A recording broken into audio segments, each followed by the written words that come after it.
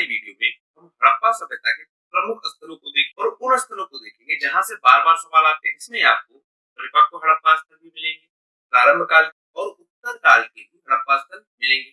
लेकिन ये एक हॉट जोन जहां से बार बार क्वेश्चन आएंगे, तो इस एक वीडियो को देख के आप हड़प्पा सभ्यता के बहुत सारे क्वेश्चन को अटेम्प्ट कर सकते हैं। शुरू करते हैं। मैं अनुपम तिवारी स्वागत करता हूँ आपका अपने इस चैनल पे। तो हम हड़प्पा के विषय में जान लेते हैं। आप ये ध्यान दीजिएगा कि ये हड़प्पा स्थल है, मतलब हम सभ्यता की बात नहीं कर रहे बल्कि हम स्थल की बात कर रहे हैं। आपका जो हड़प्पा है ये कहाँ मिल रहा है? आपका रावी नदी के तट पे और इसके बाएं हाथ पे स्थित है। जब आपसे बहुत डीप क्वेश्चन पूछना होगा तो ये भी पूछ सकता है कि वो रावी नदी के किस तट पे और किस साइड है, तो आप ध्यान रखेंगे बाएं हाथ पे है। किसकी? रावी नदी के। अगला जो तथ्य है, इसकी सबसे पहली जानकारी किसने दी? 1826 में चार्ल्स मेसन ने। तो आप ये नाम ध्यान रखिएगा। अगली चीज देखिए, इसका सर्वेक्षण किसने किया? तो दयाराम साहनी ने। कब? 1921 में। 1826 में क्या हुआ? पहली बार इसकी जानकारी दी गई और उसके लगभग 100 साल बाद दयाराम साहनी ने इसका सर्वेक्षण किया पहली बार। फिर हम देखेंगे इसका जब उत्खनन प्रारंभ हुआ वो कब प्रारंभ हुआ? 1923 में। मतलब सर्वेक्षण के 2 साल के बाद इसका उत्खनन प्रारंभ हुआ, मतलब यहाँ खुदाई प्रारंभ हुई। फिर हम देखेंगे 1926 के टाइम पे ही माधव स्वरूप वत्स ने इन्होंने उत्खनन कराया। तो पहला उत्खनन किसने कराया? दयाराम साहनी ने। दूसरा उत्खनन किसने कराया? माधव स्वरूप वत्स ने। फिर हम देखेंगे एक और उत्खनन होगा जिसको किसने करवाया? मार्टिमर व्हीलर ने। और कब? 1864 में। तो ये तीसरे व्यक्ति भी हो गए। हो सकता है आपको एग्जाम में इसको एक ऑर्डर में अरेंज करने के लिए पूछ ले, तो उस रेफरेंस में भी आप इसको याद रखिएगा। फिर हम देख लेंगे कि यहाँ पे जो सभ्यता है उसको विभाजित किया गया है। इसका जो पूर्वी भाग है वो नगर माना गया है और इसका जो पश्चिमी भाग है उसको दुर्ग या किला माना गया है। तो हमको इस सभ्यता में एक डिवीजन देखने को मिलेगा। अब जैसे हमने पीछे देखा था कि हमको अन्नागार मिलने लगे थे पर वो छोटे छोटे थे। अब आपको यहाँ क्या मिलेगा? 6-6 की पंक्तियों में निर्मित कुल 12 कक्षों वाला एक अन्नागार मिलेगा। मतलब अन्नागार जो पहले छोटे मिल रहे थे अब वो आपको काफी बड़े स्वरूप में मिलेंगे। एक हमको समाधि मिली है और उस समाधि का नाम है R37। ये तथ्य आप याद रखिएगा। 2 कमरों वाली एक बैरक हमको मिली है। माउंट एबी का नाम दिया गया है इसको, इसके दुर्ग को, और वो नाम किसने दिया है? व्हीलर ने। आपको वो सारे तथ्य जो एग्जाम में पूछे जा रहे हैं मैं एक ही स्लाइड में बताने की कोशिश कर रहा हूँ, जिससे एक स्लाइड को देख के आप हड़प्पा सभ्यता से संबंधित या हड़प्पा स्थल से संबंधित किसी भी ऑप्शन को आसानी के साथ टिक कर पाए। आपको एक बर्तन मिलेगा, उसमें मछुआरे का चित्र मिलेगा, शंख मिलेगा, स्त्री के गर्भ से निकला हुआ पौधा मिलेगा। ये बहुत इंपॉर्टेंट फैक्ट है क्योंकि इसी को उर्वरा देवी माना जाता है। जो आपको उर्वरा देवी का प्रमाण मिलेगा वो कहाँ मिल रहा है? हड़प्पा में। और किस रूप में? कि स्त्री के गर्भ से निकला हुआ एक पौधा है।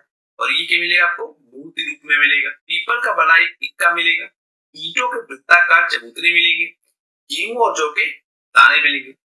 2 अनाज मिल रहे हैं, कौन से? गेहूं और जौ। कहाँ पे? हड़प्पा में। एक फैक्ट और देख लेंगे कि सबसे ज्यादा मुहरे कहाँ मिलेंगी, वो कहाँ मिलेंगी आपको? हड़प्पा में।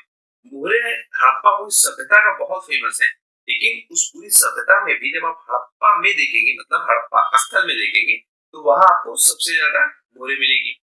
दूसरा स्थल देख लेते हैं जो सबसे फेमस है, मोहनजोदड़ो। यहाँ क्या मिलेगा? इसको पहले बात तो कहेंगे मृतकों का टीला। इसका नाम ही है मृतकों का टीला। फिर ये स्थित कहाँ है? सिंधु नदी के तट पे। हड़प्पा कहाँ स्थित था? रावी नदी के तट पे। और इसकी खोज किसने की? 1922 में राखलदास बनर्जी ने। यहाँ आपको क्या सबसे फेमस मिलेगा? विशाल स्नानागार। इसका स्नानागार जो है वो बहुत फेमस है और उस पे अलग अलग विचार हैं। ये स्नानागार किस लिए बनाया गया है? कुछ लोग उसको किसी धार्मिक प्रतिष्ठान के लिए मानते हैं, किसी धार्मिक काम के लिए मानते हैं, कुछ लोग उसको नॉर्मल स्नानागार ही मानते हैं। इस पे विवाद है। बट एक जो आपका सबसे बड़ा स्नानागार मिला है वो कहाँ मिला है? मोहनजोदड़ो में। अगली बात देखेंगे, एक आपको बहुत बड़ा अन्नागार भी मिलता है। कहाँ पे? मोहनजोदड़ो में ही। और यही इसकी सबसे बड़ी इमारत है। मतलब स्नानागार तो आपको मिल रहा है, लेकिन सबसे बड़ी इमारत आपसे पूछेगा तो आप इसको कहेंगे अन्नागार। जॉन मार्शल नामक एक व्यक्ति है जिसने इस स्नानागार को विश्व का आश्चर्य बताया था। इसको हड़प्पा सभ्यता के मोहनजोदड़ो स्थल से मिले स्नानागार को क्या कह रहा था? विश्व का आश्चर्य। दूसरा हम देख रहे हैं कि जो समानांतर सड़कों का जाल है वो यहाँ मिल रहा है आपको। शासन व्यवस्था क्या मिल रही है?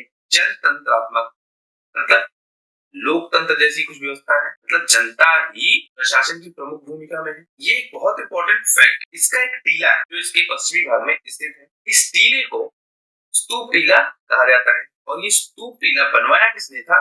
कुषाण शासकों ने। और जो फेमस अवशेष है वो देख ले कि एक आप देखेंगे जो कांसे की नृत्य करती मूर्ति है, ये कहां से मिल रही है? मोहनजोदड़ो से। पुजारी की मूर्ति, ये दोनों बार बार पूछे गए हैं। नृत्य करती मूर्ति और पुजारी की मूर्ति, ये बार बार पूछा गया है। फिर आप देखेंगे मुद्रा पर अंकित पशुपतिनाथ की मूर्ति, मतलब मुद्रा पे आपको पशुपतिनाथ दिखते हैं, वो मिला है। कुम्भकारों के 6 भट्टे, सूती कपड़ा का साक्ष्य कहाँ मिलेगा? मोहनजोदड़ो में। हाथी पर कपाल खंड, ये कहाँ मिलेगा? मोहनजोदड़ो में। तांबे के ढेर, सीपी की बनी हुई पटरी, कुएं से कंकाल, घोड़े के दांत, ये आपको मिलेंगे। घोड़ा ध्यान रखिएगा आप कि हड़प्पा सभ्यता में घोड़ा आपको केंद्रीय भूमिका में नहीं मिलेगा, कि जहां जहां से भी हमको घोड़े के कुछ भी साक्ष्य मिलते हैं वो हमारे लिए एक इंपॉर्टेंट फैक्ट हो जाता है। हमको घोड़े के दांत कहां से मिल रहे हैं? मोहनजोदड़ो से। गीली मिट्टी पे हमको कपड़े के साक्ष्य मिल रहे हैं। हर घर से कुएं के साक्ष्य मिल रहे हैं, ये एक इंपॉर्टेंट फैक्टर है।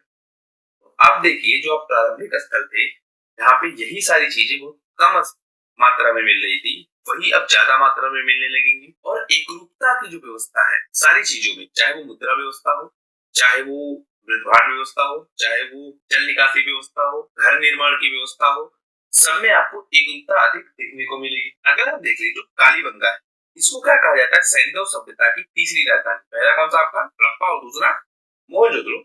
ये तीसरी राजधानी है कहाँ की? हड़प्पा सभ्यता की। तो ये तीसरा सबसे इंपॉर्टेंट प्लेस है और ये स्थित कहाँ है? सरस्वती नदी के किनारे राजस्थान में। एक घोष ने इसकी सबसे पहले खोज की थी, कब? 1953 में। यहाँ हमको क्या मिलेगा? जुते हुए खेत का साक्ष्य, ये बहुत इंपॉर्टेंट फैक्ट है। हवन कुंड हमको कहाँ मिलेंगे? ये भी आपको कालीबंगा में ही मिलेंगे। फिर आप देखेंगे एक कब्रिस्तान भी आपको कहाँ मिलेगा?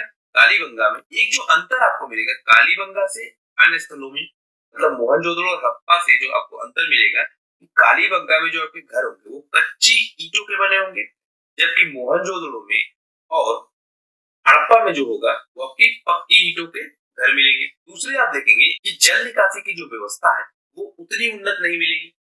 आपको पिछली वीडियो में आपने अगर देखा हो, हमने कालीबंगा की बात की थी कि ये प्रारंभिक हड़प्पा स्थल भी था। तो जब परिपक्व अवस्था आएगी उस टाइम पे भी इसकी जो प्रारंभिक स्तर के साक्ष्य है वो हमको मिलेंगे। इसीलिए आप देखेंगे यहाँ पे जो जल निकासी की व्यवस्था है वो उतनी उन्नत नहीं मिलेगी जितनी हड़प्पा में मिलेगी या मोहनजोदड़ो में मिलेगी। कच्ची ईंट के मकान मिलेंगे, क्यों? क्योंकि उतना डेवलपमेंट यहाँ नहीं मिलेगा जितना आपको हड़प्पा और मोहनजोदड़ो में मिलेगा। उसके बाद हम देखेंगे कि यहाँ के कुछ विद्वान जो है वो परवर्ती हड़प्पा सभ्यता के हैं, मतलब हड़प्पा संस्कृति के बाद के भी साक्ष्य आपको यहाँ मिलेंगे। तो ये स्तर कैसा हो गया?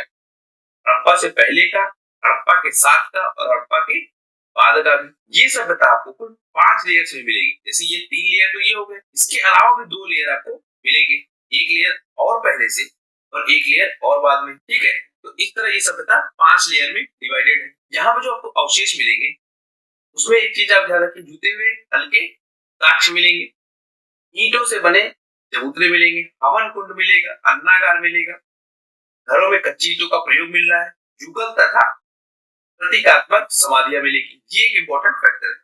युगल समाधि मिलने का क्या मतलब है? एक ही समाधि में 2 मृतक शरीर मिलेंगे आपको। अब ये किस भावना से किया गया ये चर्चा का विषय है, लेकिन युगल समाधि आपको कहाँ मिल रही है? कालीबंगा में। उसके बाद भी हम देखेंगे जो पूर्ण समाधिकरण का साक्ष्य है, जो आंशिक समाधिकरण का साक्ष्य है और जो दाह संस्कार है वो आपको कालीबंगा में मिलेगी। तो कालीबंगा से आप ध्यान रखिएगा, जुते हुए खेत एक बहुत इंपॉर्टेंट फैक्ट है। दूसरा जो आपका ये समाधियों का साक्ष्य है, ये दूसरा एक बहुत इंपॉर्टेंट फैक्ट बन जाता है। और हमको भूकंप के साक्ष्य भी कहाँ देखने को मिलेंगे? कालीबंगा में। कालीबंगा से रिलेटेड ये 5-6 फैक्ट है जो आप बहुत डिटेल में देख चुके हैं और इनको आप ध्यान में रखिएगा क्योंकि यही से आपके क्वेश्चन बनेंगे। अगला स्थान हम देख लेते हैं धौलावीरा। ये कहाँ पे है? गुजरात में स्थित है सबसे पहली चीज। दूसरा 1967-68 में जीपी जोशी ने इसकी खोज की थी और 1990 और 91 में आर.एस. बिष्ट ने इसका उत्खनन किया था। अब यहाँ 2 कंफ्यूजिंग फैक्ट है। एक व्यक्ति ने खोज की है लेकिन उत्खनन नहीं किया है, मतलब खुदाई वहां पे नहीं कराई थी, और दूसरे ने उत्खनन करवाया था। इसने आर.एस. बिष्ट ने। इसलिए आप एग्जाम्स में देखेंगे तो आर.एस. बिष्ट का नाम आपको ज्यादा मिलेगा। जी, हड़प्पा काल में जो सबसे बड़े स्थल खोजे गए हैं उनमें ये दूसरा है। एक और स्थल आपका कौन सा है? राखीगढ़ी। तो ये राखीगढ़ी और धौलावीर साइज में सबसे बड़े हैं। इसको यूनेस्को साइट घोषित किया गया है। ये एक बहुत इंपॉर्टेंट फैक्ट है। हड़प्पा की साइटों में यूनेस्को में कौन शामिल है वो आप ध्यान रखिए। और ये कौन सा था? धौलावीर। और अगर हम नगरी सभ्यता की बात करें तो ये चौथा सबसे बड़ा नगरी सभ्यता वाला क्षेत्र है। दो चीज है, एक तो सबसे बड़ा क्षेत्र कौन सा है, दूसरा सबसे बड़ा नगरी सभ्यता वाला क्षेत्र कौन सा है। तो नगरी सभ्यता में क्या है? चौथा स्थान है, पर ओवरऑल क्षेत्र में इसका दूसरा स्थान है। जो अन्य तीन स्थान है, एक तो मोहनजोदड़ो, हड़प्पा, और जो आपका तीसरा है वो बहावलपुर में स्थित गनेरीवाल या गनेरी वाली की सभ्यता इसको बोलते हैं। ये फेमस स्थल है। यहाँ पे आपको क्या मिलेगा? एक तो दुर्गबंदी की जो व्यवस्था वो बहुत व्यापक स्तर पे मिलेगी, और जल निकासी की प्रणाली है वो भी आपको डेवलप्ड लेवल में मिलेगी। और देखेंगे कि नगर आयताकार रूप में दुर्गबंदी से विभाजित किया गया है। मतलब नगर को दो पार्ट में डिवाइड किया गया है, इससे आयताकार दुर्गबंदी व्यवस्था से। आर.एस. फिश ने जब यहाँ पे खोज की तो उन्होंने बोला था कि यहाँ की जनसंख्या लगभग 20,000 के आसपास थी। मतलब यहाँ लगभग 20,000 लोग रहते थे। यहाँ आपको जो एक और खास चीज मिलती है, जो इसकी परिधि व्यवस्था है, मतलब जिस परिधि व्यवस्था में ये स्थापित किया गया है वो एक इसकी खास बात है। और सिंधु सभ्यता के किसी भी नगर में आपको परकोटेदार अथवा परकोटे रहित भागों को जोड़ते हुए एक समान परिधि क्षेत्र की व्यवस्था नहीं मिलती है। और वो कहाँ मिलेगी आपको? धौलावीर में। इसके केंद्र में प्राचीन युग क्षेत्र, इसे मध्यमा नाम दिया गया है। मध्य नगर या मध्यमा केवल धौलावीर में ही पाया जाता है। देखिए, जो आपकी 3 लेयर की व्यवस्था मिलेगी वो कहाँ मिलेगी? धौलावीर में। हड़प्पा में आपको देखेंगे कि नगर को 2 भागों में बांटा जाएगा, लेकिन यहाँ नगर को कितने भागों में बांटा जाएगा? 3 भागों में। मतलब एक में उच्च वर्ग रह रहा है, एक में मध्य वर्ग रह रहा है, और एक निम्न वर्ग रह रहा है। हड़प्पा में आप देखेंगे ये डिवीजन सिर्फ 2 पार्ट में है कि एक में प्रशासक वर्ग रह रहा है और दूसरे में जनता वर्ग रह रही है। ठीक यहाँ पे हम देखेंगे श्वेत पत्रों का खूब प्रयोग हुआ है। उसके अलावा 17 सैंधव लिपि अक्षर लिखा हुआ एक शाइन बोर्ड हमको मिला है। सिंदूर की मृण मूर्ति मिली है। ये सारी चीजें आपको कहाँ मिल रही है? धौलावीर में। और एक सबसे इंपॉर्टेंट फैक्टर, यहाँ पे खगोलीय पर्यवेक्षणशाली मिल रही है। मतलब खगोल को लेके जो जिज्ञासा थी, खगोल के विषय में जो जानने की इच्छा थी, और उसका तंत्र विकसित किसने किया? धौलावीर ने। अगला स्थान हम देखें, लोथल। लोथल को भी क्या कहेंगे? मृतकों का टीला। और ये भोगवा नदी के तट पे है, अहमदाबाद के सगारवाला नामक क्षेत्र में। इसकी खोज किसने की? एस.आर. राव ने। और कब? 1955 और 63 में। और ये क्या था? एक बंदरगाह था। ये एक बहुत इंपॉर्टेंट फैक्ट है। लोथल बंदरगाह था। ये बार बार एग्जाम्स में पूछा गया है। इसके दरवाजे जो है वो गली की ओर ना खुल के सड़क की ओर खुलेंगे, और हड़प्पा में आपको इसका उल्टा दिखेगा। लोथल को एक लघु हड़प्पा या मोहनजोदड़ो नगर के रूप में दिखाया गया है। यहीं से आपको पारस की मुद्रा मिलेगी। तो इससे क्या तय होगा कि लोथल का जो व्यापार है वो किससे? पारस से भी था। यहीं पे आपको एक बाजार का भी साक्ष्य मिलेगा, एक औद्योगिक क्षेत्र का भी साक्ष्य मिलेगा। तो आप देखिए, लोथल क्योंकि एक बंदरगाह है तो यहाँ क्या होगा? व्यापारिक क्रियाएं होंगी। जब यहाँ व्यापारिक क्रियाएं होंगी तो आपको क्या? अंतरराष्ट्रीय मुद्रा भी मिलेगी। मतलब फारस की मुद्रा, इसको आप अंतरराष्ट्रीय मुद्रा तो कहेंगे क्योंकि किसी दूसरे देश की मुद्रा है। दूसरा, आप एक बाजार देखेंगे, फिर एक आप औद्योगिक क्षेत्र भी देखेंगे। ये सब कहाँ मिल रहा है आपको? लोथल में। शंख का कार्य करने वाले दस्तकार मिलेंगे, कामवाई का काम करने वाले दस्तकार मिलेंगे। तो ये अलग अलग जो दस्तकार है जो किसी काम में विशेष रूप से लगे हुए हैं वो आपको कहाँ मिल रहे हैं? लोथल में। फिर आप देखेंगे पूरी बस्ती एक ही दीवार से घिरी है। मतलब क्योंकि ये व्यवसायियों की बस्ती है, यहाँ पे जो आपका विभेदीकरण है वो कम मिलेगा। अगला चीज हम देखें तो हमको क्या मिलेगा? डॉकयार्ड मिलेगा। जाहिर सी बात है, ये बंदरगाह है तो यहाँ पे डॉकयार्ड मिलेगा ही मिलेगा। और कुछ अवशेष अगर हम देखें तो एक तो बंदरगाह हो गया, आना बाजरे का साक्ष्य हो गया, पारस की मुहर हो गई। घोड़े के साक्ष्य में आप ध्यान रखिएगा, यहाँ पे घोड़े की आपको एक दृढ़ मूर्ति मिलेगी और वो बहुत इंपॉर्टेंट बन जाती है। 3 युगल समाधि आपको मिलेगी यहाँ पे, और अग्नि वेदी भी मिलेगी। ये वो सारे फैक्ट हैं जो लोथल स्थल से संबंधित है और आपसे एग्जाम में बार बार पूछे जाते हैं। अगला स्थल देखें तो आपका चंद्रदुर्ग है। चंद्रदुर्ग में क्या मिलेगा? पहली चीज तो ये मोहनजोदड़ो से 80 मील दक्षिण में स्थित है। मतलब मोहनजोदड़ो के पास का ही क्षेत्र है, उससे 80 मील दूरी पे। इसकी खोज किसने की? एम.जी. मजूमदार ने। इसका उत्खनन किसने किया? 1935 में मैके ने इसका उत्खनन किया। यहाँ पे हमको हड़प्पा सभ्यता के अलावा झूकर संस्कृति और झांगर संस्कृति, ये दो संस्कृति है, उनके भी अवशेष मिलते हैं। और जो आपकी ये झूकर संस्कृति है और आपकी जो ये झांगर संस्कृति है, ये कब की है? प्राक हड़प्पा सभ्यता है, मतलब हड़प्पा सभ्यता से पहले का ये क्षेत्र है। यहाँ के निवासी आपको कुशल कारीगर मिलेंगे, तो मतलब कौन सा ये औद्योगिक क्षेत्र है कहीं ना कहीं। और यहाँ पे आपको मुद्रा बनाने का केंद्र मिलेगा।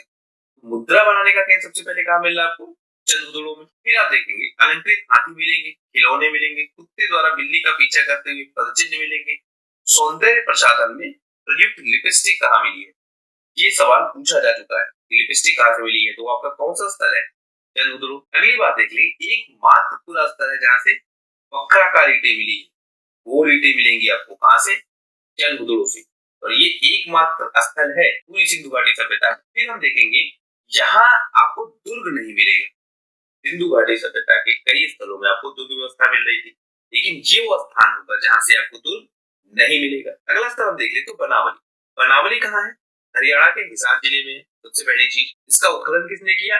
रविंद्र सिंह बिष्ट ने। और कब? 1973 में। यहाँ आपको हड़प्पा के पहले तथा हड़प्पा के साथ दोनों सभ्यताएं मिलेंगी। यहाँ से आपको क्या क्या मिलेगा? मिट्टी के बर्तन मिल रहे हैं, सेल खड़ी मिल रहे हैं, मुहरे मिल रही हैं, मिट्टी की पकाई गई मुहरे मिलेंगी, हल्की आकृति मिलेगी, तिल मिलेगा, सरसों का ढेर मिलेगा, अच्छे किस्म के क्या जौ मिलेंगे, सड़कों व नालियों के अवशेष मिलेंगे, मनके मिलेंगे, मातृ देवी की लघु मृण मूर्तिका मिलेगी, तांबे के वाड़ाग्र मिलेंगे, मनुष्यों और पशुओं की मूर्तियां मिलेंगी, चट के फलक मिलेंगे, सेल खड़ी, पकाई गई मिट्टी की पूरे। ये सारी चीजें आपको कहां से मिल रही है? बनावली से। जल निकास प्रणाली का यहाँ पे अभाव मिलेगा, जबकि हड़प्पा के बाकी स्थलों में आप देखेंगे तो जल निकासी की उत्तम व्यवस्था है और वही उसकी सबसे खास चीज है। लेकिन यहाँ पे आपको जल निकासी की जो व्यवस्था है उसका अभाव मिलेगा। अगला स्थल अगर आप देखें तो रंगपुर। रंगपुर कहाँ है? अहमदाबाद जिले में है। 1935 में एम एस वत्स और 1947 में एस आर राव ने इसका उत्खनन किया है। फिर हम देखेंगे ये सिंधु सभ्यता की या सिंधु घाटी सभ्यता की उत्तरावस्था का दर्शन है, मतलब जो सिंधु सभ्यता समाप्त होने की कगार पे थी उस समय का ये क्षेत्र है। इसे क्या कहेंगे? हड़प्पा सभ्यता का औरस पुत्र कहेंगे। ये एक इंपॉर्टेंट फैक्टर है कि हड़प्पा सभ्यता का औरस पुत्र किसे कहा जाता है। वो आपका स्थल कौन सा है? रंगपुर। धान की भूसी का ढेर, कच्ची ईंट के दुर्ग, नालियां, मृदभांड और पत्थर के फलक, ये सब आपको कहाँ मिलेंगे? रंगपुर में। सबसे इंपॉर्टेंट फैक्ट होगा औरस पुत्र वाला, ये आप ध्यान रखिए। कुछ चीजें आपको कुछ स्थानों पे कॉमन मिलेगी, जो डिफरेंशिएट करती है उसको किसी अन्य स्थान से, वो वाला फैक्ट आप ज्यादा ध्यान से देखेंगे। अब हम बात करते हैं सुरकोटदा। सुरकोटदा कहाँ पे है? गुजरात में है। 1964 में जगवती जोशी ने इसका उत्खनन किया। जहां पे आपको घोड़े की अस्थियां मिलेंगी। तो दो स्थल, एक लोथल जहां से मूर्ति मिल रही थी, दूसरा सुरकोटदा, यहाँ क्या मिलेगा? अस्थियां। तो जब भी आपसे एग्जाम में पूछा जाए कि घोड़े की अस्थियां आपको कहां से मिल रही है, वो आपका स्थल कौन सा है? सुरकोटदा। और ये बहुत इंपॉर्टेंट फैक्ट है, ये बार बार आपसे पूछा गया है। लोथल में आपको मूर्ति मिलेगी, लेकिन घोड़े की हड्डियां कहाँ मिल रही है? वो सुरकोटदा है। एक विशेष प्रकार की कब्रगाह आपको मिलेगी यहाँ पे। तो ये सुरकोटदा से संबंधित कुछ तथ्य हैं। हड़प्पा सभ्यता का जो अगला आपका फेमस स्थल है वो कौन सा है? कोटदीजी। कोटदीजी में क्या देखेंगे आप? इसकी खोज किसने की? 1935 में ढुंढे ने इसकी खोज की है और 1955 में फजल अहमद खान ने इसकी नियमित खुदाई प्रारंभ करवा दी। फिर आप देखेंगे यहाँ पे जो प्राक हड़प्पा संस्कृति है उसके पत्थरों का इस्तेमाल होगा, मतलब हड़प्पा सभ्यता से पहले के जो पत्थर हैं या उस संस्कृति से पहले के जो पत्थर इस्तेमाल हो रहे थे उन पत्थरों का इस्तेमाल आपको कहाँ दिखेगा? कोटदीजी में। यहाँ क्या मिलेंगे? वाड़ाग्र मिलेंगे, कांस्य की चूड़ियां मिलेंगी, धातु के उपकरण मिलेंगे तथा कुछ अन्य हथियार भी आपको मिलेंगे। अन्य कुछ बचे हुए जगहों को अगर हम देख लें तो उसमें आपका क्या मिलता है? मुंडीगा। मुंडीगा कहाँ है? अफगानिस्तान में। और दूसरा स्थल है मांडा। मांडा कहाँ है? पीर पंजाब में। और चिनाब नदी के दाएं तट पे ये स्थित है। यहाँ से मृदभांड, टेराकोटा, ये सब कुछ मिला है। फिर एक स्थल देख लीजिए रोपड़, ये थोड़ा सा इंपॉर्टेंट है। ये सतलुज नदी के तट पे है और 1950 में बीपी लाल ने इसकी खोज की और 1953-55 में यज्ञदत्त शर्मा ने इसकी खुदाई करवाई। संस्कृति के 5 स्तरीय क्रम मिलते हैं, मतलब 5 टाइम फ्रेम में 5 अलग अलग समय काल में इसका विकास हुआ है। हड़प्पा संस्कृति के साक्ष्य आपको मिलेंगे, प्रिंटेड गे वेयर चित्रित धूसर मृदभांड आपको मिलेंगे, नार्दन बैलक पालिश मृदभांड मिलेंगे, काली पालिश वाले मृदभांड मिलेंगे, कुषाण संस्कृति का भी साक्ष्य मिलेगा और गुप्त संस्कृति का भी साक्ष्य मिलेगा। और बाद में आप देखेंगे जो मध्यकालीन मृदभांड है वो भी आपको मिलेंगे। तो हड़प्पा के बाद भी बहुत लंबे समय तक इस सभ्यता में आपको साक्ष्य मिलते रहेंगे। कब्र में कुत्ते का शव मिला है और कुत्ते का शव आपको कहाँ मिल रहा है? केवल यहीं पे हड़प्पा स्थल में। बुर्ज होम में आप जब देखेंगे तो बुर्ज होम में आपको जो कुत्ता मिल रहा है वो किसी व्यक्ति के साथ दफनाया गया है, लेकिन कुत्ते को इंडिविजुअली अगर कहीं कब्र में दफनाया गया है तो वो स्थल कौन सा है? रोपड़। एक स्थल और आप देखिए आलमगीरपुर। आलमगीरपुर क्या है? यमुना नदी के किनारे है। कहाँ पे? मेरठ में। और यही इसका सबसे पूर्वी स्थल है। इसकी खोज में भारत सेवक समाज का बहुत बड़ा योगदान है। तो इस संस्था का नाम आप याद रखिएगा क्योंकि ये थोड़ा अलग है। इसको किसी व्यक्ति ने नहीं खोजा है बल्कि किसी संस्था का इसमें विशेष योगदान रहा है। तो इस वाली पूरी वीडियो में हमने क्या किया है, तो हड़प्पा सभ्यता के सबसे इंपॉर्टेंट क्षेत्र थे जहां से बार बार क्वेश्चन आते थे और क्वेश्चंस में जो बार बार तथ्य पूछे जाते थे उन सारे तथ्यों को हमने सिर्फ एक वीडियो में कवर कर लिया है। एग्जाम्स में इन्हीं स्थलों से रिलेटेड क्वेश्चन आते हैं ज्यादातर, और जो तथ्य आपको दिए गए हैं यही तथ्य बार बार आपसे पूछे जाते हैं। आपको कई सारे ऐसे तथ्य होंगे, ऐसी बहुत सारी चीजें होंगी जो आपको रिपीटेड लग रही होंगी कि हमने इसको तो पीछे वाले वीडियो में देखा था, यहाँ फिर से रिपीट हो रहा है। ये एक तरीका होता है कि जब आप पढ़ते हैं तो किस रेफरेंस में पढ़ रहे हैं उस रेफरेंस में आपको तथ्यों को इस्तेमाल करना होता है। मतलब एक ही तथ्य कई जगह इस्तेमाल होता है और इससे क्या होता है, याद करने में आपको आसानी होती है। तो आशा करता हूँ इस वीडियो के माध्यम से आप हड़प्पा सभ्यता के जो प्रमुख स्थल हैं उनके विषय में काफी कुछ जान पाए होंगे। तो जुड़े रहिए आप लोग इस चैनल के साथ और इस चैनल को ज्यादा से ज्यादा लोगों तक आप लोग शेयर कीजिए, सब्सक्राइब कीजिए इस चैनल को। और आपके कोई भी इश्यूज है, कोई भी प्रॉब्लम हो, कोई भी सुझाव हो, आप कमेंट करके बताइए। आपका हमसे जुड़ने के लिए बहुत बहुत धन्यवाद।